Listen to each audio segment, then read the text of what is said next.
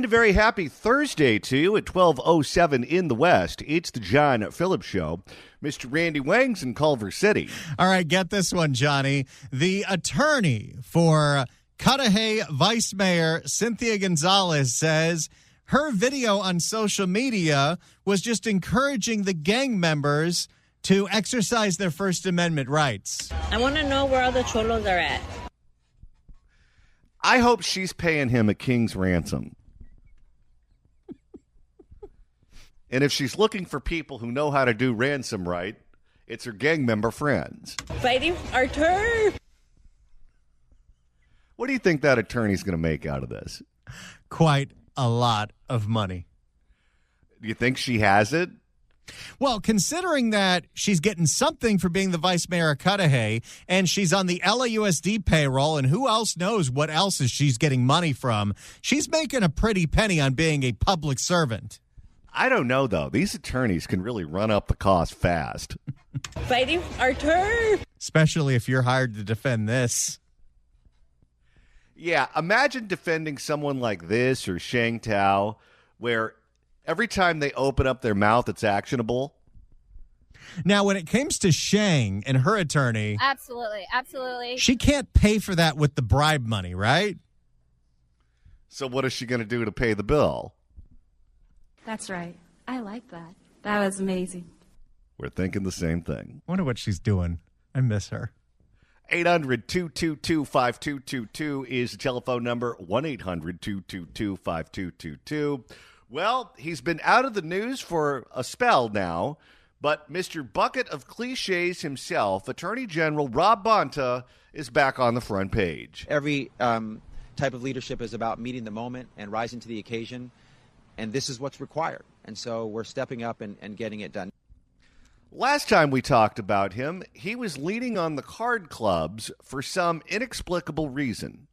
No one understood why, of all the problems facing the state of California, going after the card clubs was at the top of his list. Then we found out that Rob Bonta was a major recipient of Indian casino money. And now, Randy, there's a new story. This coming from KCRA3's Capitol correspondent Ashley Zavala. Rob Bonta is expected in the next few days to put out a legal decision that would ban online fantasy sports gambling in the state of California. Your FanDuels, your underdog fantasies, none of it being allowed anymore. No DraftKings for you. Now, the last time we debated this subject, it was regarding two ballot initiatives that would have legalized sports gambling in California, but it wouldn't legalize it in an across-the-board sort of way. It would have provided two different groups a monopoly on legal gaming. And those two initiatives, Randy, went down in defeat. Mostly because they spent a ridiculous amount of money attacking each other. No one knew which one to trust, and so voters overwhelmingly said, screw it. So right now, the Indian casinos cannot legally accept your money for gaming bets. You can do that in Nevada. You can do that online in other states. You can't do it online, or you can't do it at Indian casinos in California. If the state decides to make it legal to bet on sports on your phone through FanDuel or any of these other organizations, then the casinos lose out on a potential monopoly. So the casinos don't want it. The Indian casinos, that is. And what do you know? Rob Bonta is now doing their bidding from the office of the Attorney General of California. This man is bought and paid for. Who exactly was asking for this? Who exactly was saying that these websites that have been operating in the state of California throughout the country for a very long time, which is arguably just gambling with worse odds, but so is the lottery, are these fantasy games where you pick players and how many points they're going to score. And it's really hard to win, but some people do it. I like to bet on sports. Tom Likas and I bet on hockey all the time. For more, legally, of course. For more, here is KCRA3 and Ashley Zavala. Online fantasy sports facing an uncertain future in California.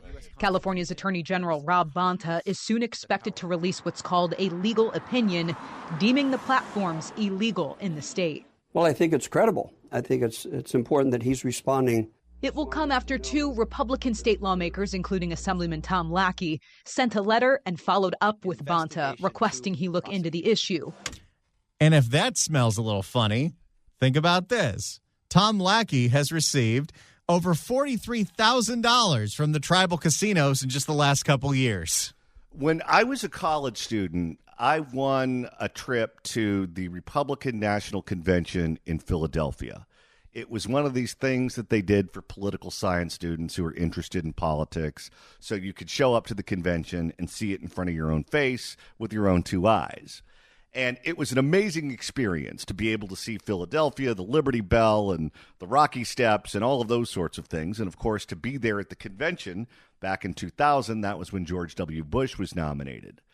But what they have at those conventions, besides what you see on TV, are all of these parties. They have parties for lunch. They have cocktail parties. They have dinner parties where they bring in these political celebrities to come give a pep talk to the group. And they have unbelievable food offerings. They have open bars everywhere you turn. And each one of these events has a different corporate sponsor. I'm here to tell you that virtually all of those events were paid for by one tribe or another, meaning the tribes were the ones that were underwriting the cost of the convention. Now, I would imagine if that's what they're doing for the Republicans who aren't in charge of government, can you imagine what they're doing with the Democrats? But the point is, they are playing in both sandboxes. They donate to the Republicans and they donate to the Democrats. But if you're the tribes, one of the important people in California is the Attorney General, because they do things like issue opinions about the legality of things like sports gaming.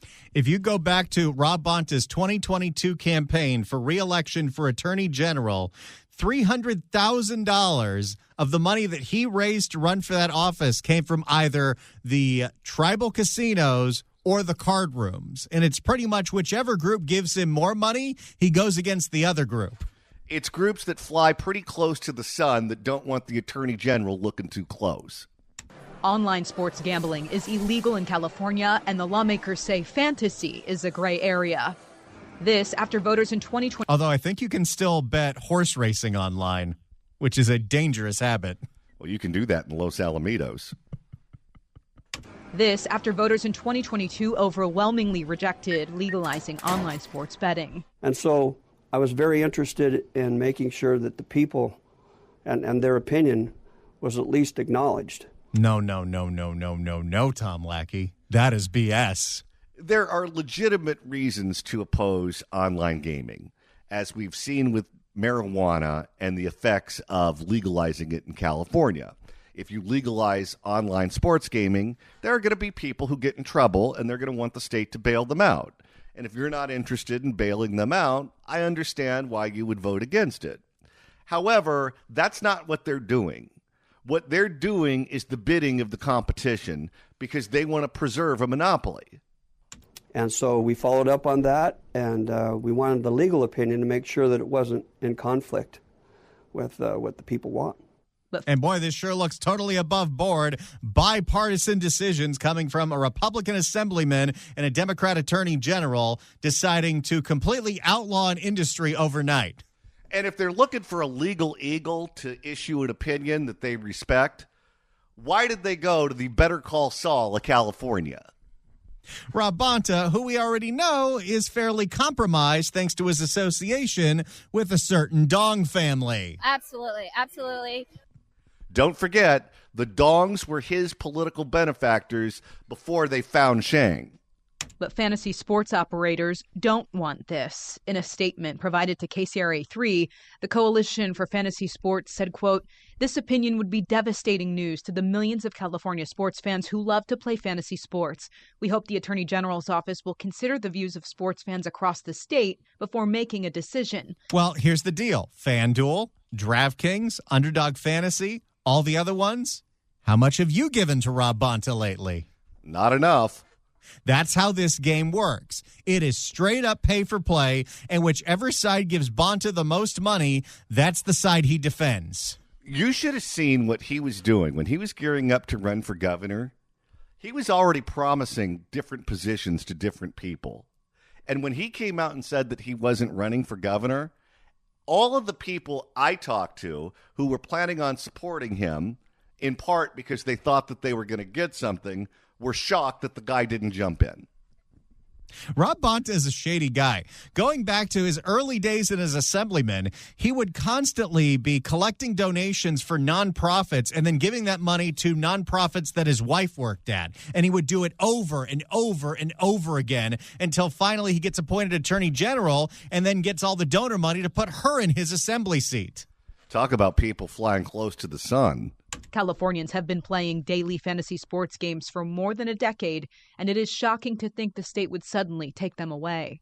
So I have Aaron Judge. He's playing for the Yankees, obviously. He's the best hitter in the AL, maybe the best hitter in the game. I checked in with expert and Sacktown radio sports talk show host Carmichael Dave. He was in the middle of a round of golf when I told him the news. This is still a busy time in fantasy sports. Yeah, it may not be the busiest time for your main sports. The NBA just ended. NFL is still a ways away, but you've got baseball, you've got golf, you've got mixed martial arts, you'll have the occasional boxing match.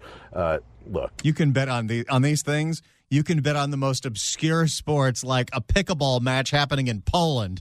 Oh, I'm sure if you look hard enough, you can bet on two bums fighting over meth. I'll take the one on the left. Look, people will they will bet on which pigeon will fly the furthest. I like my analogy better. You'll find a play when you want it. How do you expect the fantasy sports community in California to react? Well, they're going to be, I think, understandably, very upset. It's a large hypocrisy. Now, I'm not a gambler, and I don't encourage gambling. But I don't know about that. I do. But I will tell you, they're going to think, for example, why can I bet on this latest crypto scheme by opening up Coinbase, which is available to anybody? Why could I bet my life savings on that? Why can I bet my life savings on Robinhood or any of these other stock apps? But I can't bet on whether or not the Giants or the Niners or the Kings are going to win a ball game. It's absolute hypocrisy. And at the same time, you can still open ExpressBet and bet on Santa Anita right now. You could gamble on just about anything in this state. You can go down to an Indian casino and gamble on blackjack. You can go to your local 7-Eleven and gamble on the lottery. And if you really want to roll the dice with something dangerous, you can take that new COVID shot. They've got to be concerned. Adjunct McGeorge School of Law professor Chris McHaley places this bet on what could happen from here. If there were any alleged activities that violate his interpretation of the law, we would expect a lawsuit to be filed by the Attorney General to enforce his interpretation of the law. Now, ultimately, a court will decide whether or not the AG's opinion is the right one. But again, the courts in California give a fair amount of deference to the opinions of the Attorney General. If this decision happens and then it goes to court, what you've got to do is show and put out right there for the entire public to see how much money specifically Rob Bonta has gotten from these interests to do their bidding. And here's the thing. It's not as if this exists in a vacuum. We are one state out of 50. There are 49 other states, many of which have this hobby to be legal. I guess we can call it a hobby. So if Rob Bonta is saying, you know what, it's illegal here in California, but everywhere else it's legal, and I'm the only one who can read the law correctly, and the rest of these states are a bunch of rubes and they don't know what they're doing, who's going to believe that? Especially when you know where this guy is getting his money. Rob Bonta is dirty. I'll tell you, this guy, who is the chief law enforcement officer for the state of California, he reminds me kind of like a Filipino boss hog. You remember from the Dukes of Hazzard, Boss Hogg, who always wore the white cowboy hats and the white suits? And he was just always on the take. To go big and to go strong. He was kind of a lovable guy, though. By the way, the actor, Sorrell Brooke, was a trained Shakespearean actor. to tell you where he came from. But Rob Bonta just kind of reminds me of the boss hog of California, where if he wants to do it, he does it. He's always looking for an angle. And if there's no angle, he's not interested. And his angles are things that produce campaign dollars or benefit his wife or things that will generate publicity for himself. He's always one of these types that's doing something to get himself booked on the cable shows. Do you remember last year when he brought his big lawsuit against Big Oil and flew to New York to go on CNBC to talk about it, where he argued that advanced recycling is nonsense, and they say, well, that makes jet fuel. Did you take a jet to come here? Yeah, he got shredded by those guys on CNBC. And then when he was in the assembly, wasn't he the one who wrote legislation saying even if you move out of California, the state of California can continue to tax you because you made your fortune here? That was the first time we ever talked about him on this show. It was about 5 years ago when no one really knew who he was because he was just one of many assemblymen representing Oakland. And yes, he wanted to institute a wealth tax that could take all of your money away even if you left the state. And the reason I'm aware of that was because I was watching Fox Business while I was eating my lunch and he got shredded over there. He's been shredded on every single one of those business channels. When does Bloomberg get a chance?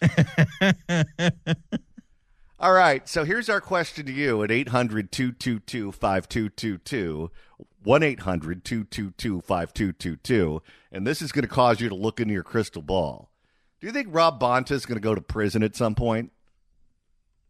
I just kind of have a feeling in my stomach that that's where he's going to end up. That's the last stop on the subway for him. What say you? At 800-222-5222, 1-800-222-5222, California Attorney General Rob Bonta has come out, or is expected to come out, with an opinion saying fantasy sports, not legal. Oddly enough, that's exactly what the Indian casinos want, who are the ones that are filling his campaign coffers with dough. Do you think at a certain point Rob Bonta is going to go to prison? 800-222-5222, 1-800-222-5222 is the number. California's shady Attorney General Rob Bonta is expected to issue a legal opinion saying that fantasy sports should be illegal in California. Oddly enough, that's exactly what the Indian casinos want, who are the ones that finance his campaigns. Do you believe, given Rob Bonta's portfolio and history, this politician is going to end up in prison someday? I think so. What say you at 800-222-5222? Let's begin with Chris in Alameda. Chris, hello. Hello, John. How you doing? Good. Yeah, I think I'm in Alameda here, and he was on before he was in the state legislature. He was on the city council. I think maybe vice mayor of Alameda. And yeah, we've been knowing he's been dirty from way back, and he'll end up in prison, just for the simple fact that that Mario Juarez with the Shanghai dealings. Mario and me and Bonta, they shared the same office on High Street.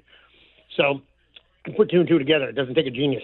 So wait, no kidding. They shared the same actual physical office? From what I believe, on High Street in Oakland, they had the same office building. They shared the same office in the same building, yeah. And that was the guy that was contracted by the Dong family to put out those racist campaign flyers against Lauren Taylor, and then he stiffed the printer, and then he got into a shootout with Hermelindo Ramos. Exactly.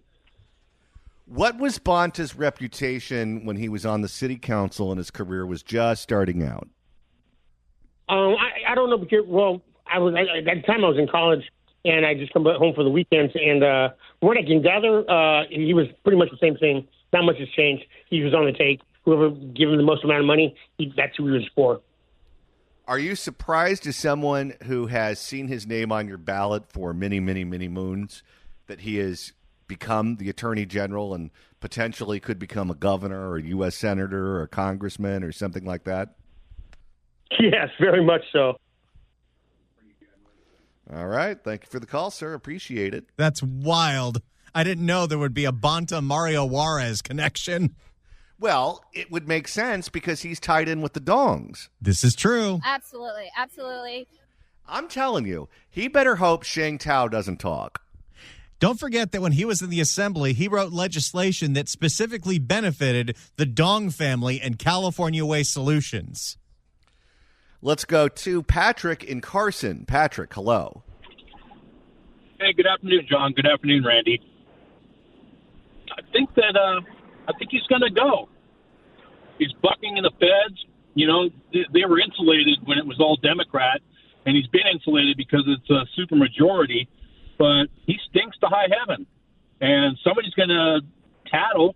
Somebody's going to make a deal during the Sheng Tao trial to get out of the net to wriggle free. And I think he's one of the names that they could drop to ensure their freedom. Yeah, and Sheng Tao is looking at many, many, many years in prison. What was it, Randy? It was north of 90, right? If she got all of those terms consecutively, but they'd probably be served at the same time. But she could be looking at a decade or more in federal prison unless she makes a nice, sweet deal for herself. The one thing that we hear over and over and over again from our sources in Oakland, people that we put on the air as experts on Oakland politics, the Oakland political scene, is they all seem to believe that Sheng Tao was not the target of the investigation. That while they were investigating and looking into certain things, they found what they believed to be improprieties involving her, and that's how she got caught up in it. But one of the consistent themes that we hear over and over and over again was that she was not the intended target.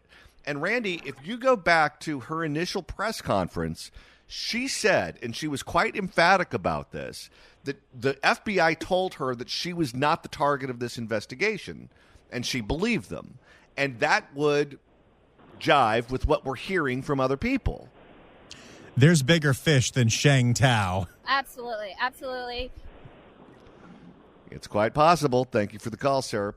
Let's go to Gary in San Francisco. Gary, hello. Yeah, so thanks, number one, for this immediate education on this guy, because I did not know much about him. Now I hate him. But when you asked that question, what came to mind was Jack Nicholson in the Batman, before he became the Joker, pointing the gun at Bruce Wayne's parents and saying, "You ever dance with the devil in the pale moonlight?" So yeah, I think it's going to catch up with him. That was a great movie. That's probably my favorite Batman movie of all the Batman movies that exist.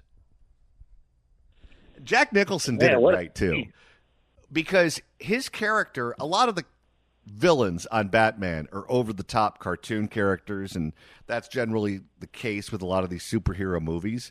But he was basically a deformed gangster. That was the character of the Joker as Jack Nicholson played it, and that was believable. Right. And the other comment I would make is, don't forget, the house always wins.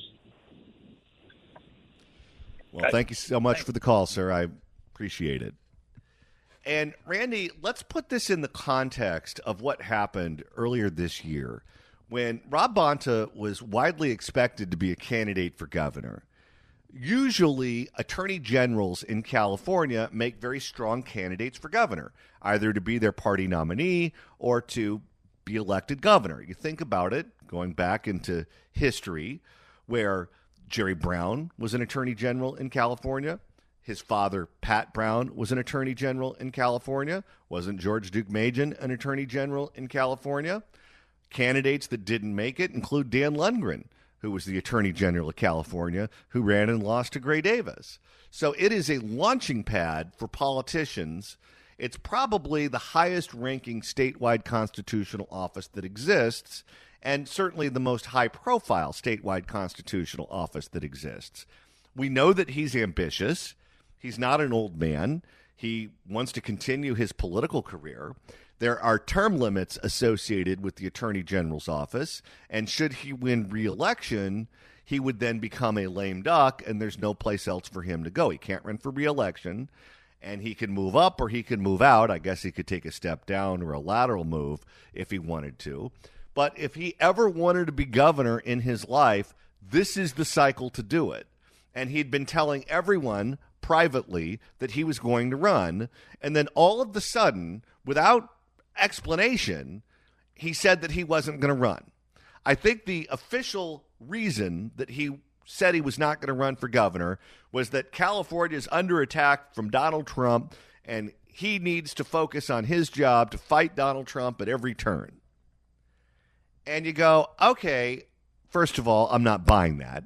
Remember when Harvey Weinstein first got accused of sexual assault and he said that he was going to spend all of his time fighting the NRA? Kind of reminded me of that. But let's just say that you actually buy into that and that you want to fight Donald Trump at every turn. Wouldn't you have more power as governor than as attorney general? That wasn't the reason. If you look at the timing, something else happened in January of 2025 that may have influenced his decision, and that was the official FBI indictment of Shang-Yi Tao. Like, don't waste our time. We have a whole city to run. Here's the thing. On paper, he is an overwhelming favorite to win re-election. Generally speaking, incumbents don't usually lose. Generally speaking, Democrats running statewide in a one-party state like California don't lose.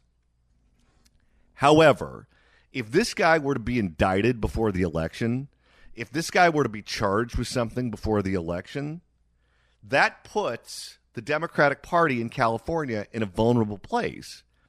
Because what do? Do you turn on your elected attorney general who's been accused of something bad? And do you say, you know what? You've crossed every ethical line. Maybe you've crossed legal lines. Maybe you haven't. But someone who is unethical should not be the attorney general of California. You could say that. Or you could say, you know what? He's our guy. He's the incumbent. He is a heavy favorite to win re-election. If I were to come out against him and he wins re-election, I don't want him looking into my details. So I'm just going to go ahead and stand by this guy. And he might be politically vulnerable, but who cares? I don't want him looking into my business. And then they stand by him and support him. Either way, what you have is you have a deeply flawed candidate. You have a candidate who would be cutting through the noise for all the wrong reasons. And it would be universally understood that you basically have someone unethical as the Attorney General of California. Now, there are a lot of Democrats out there who will vote for him regardless. They don't care if he's ethical or not. If he's the Democrat, they're a Democrat, they'll vote for him. But that's not all of them. Some of them want someone, particularly in a position where they have the power to put people in jail, they want someone who they believe is playing it straight, someone who is honest. The California Republican Party doesn't always field credible candidates for these races because they would be such heavy underdogs, no one who is a real person would want to run for these offices because you know you're probably just going to get crushed. But this is a unique situation where if they don't field a qualified, credible candidate for this office, then just turn the lights out. There's no reason for them to be here. Because the odds that something is going to happen to this guy, whether it be some sort of ethics board going after him or the federal government or whatever, the odds of that happening are so high, you better field a candidate who's not going to embarrass you if it hits the fan with Bonta.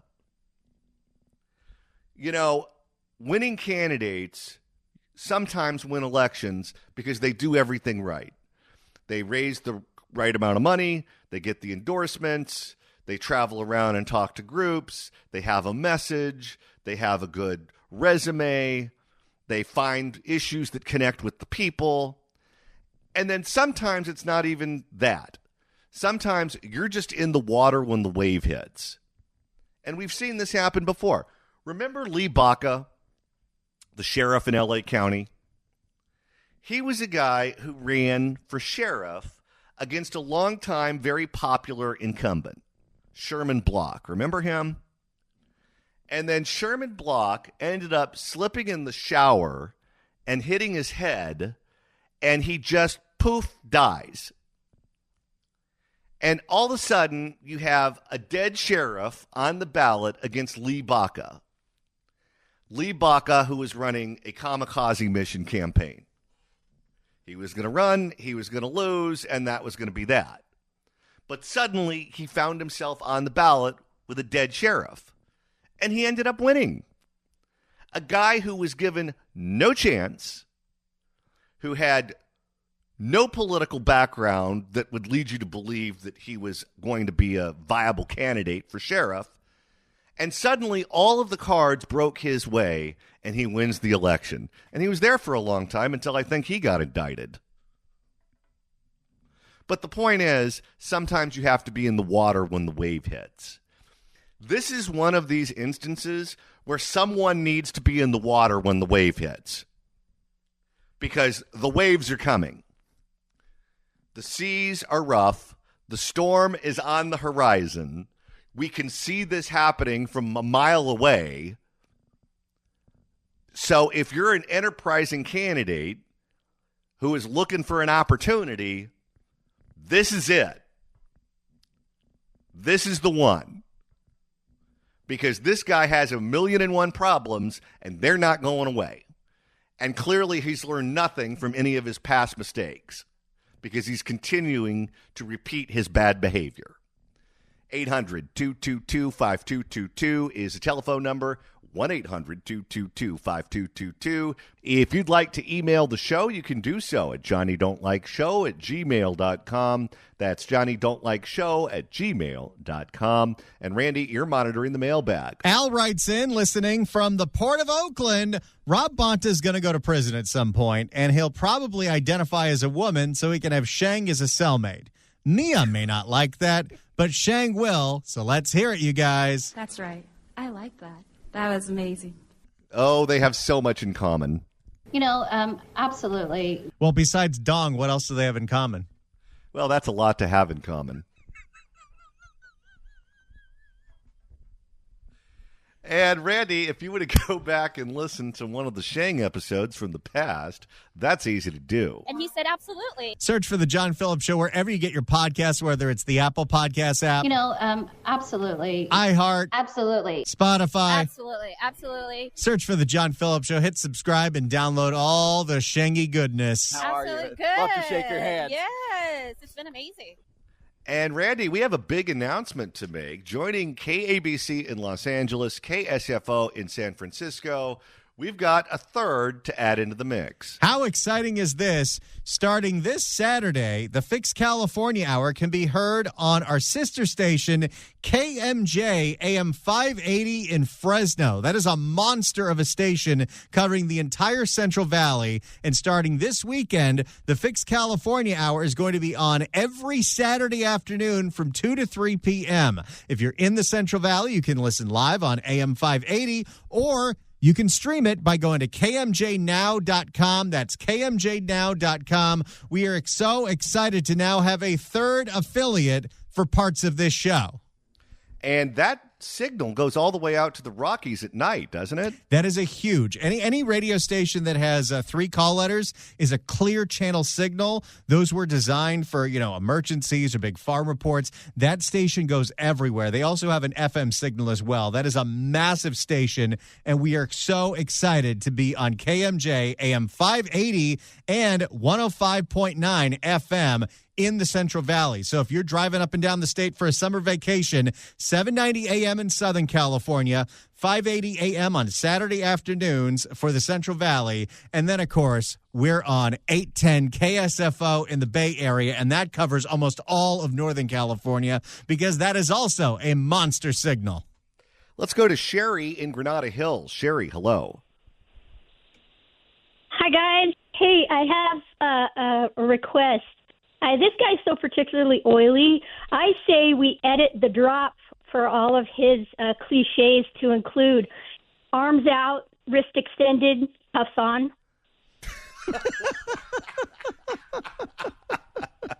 And then at the end, we can put like bars slammed or something like that to that effect.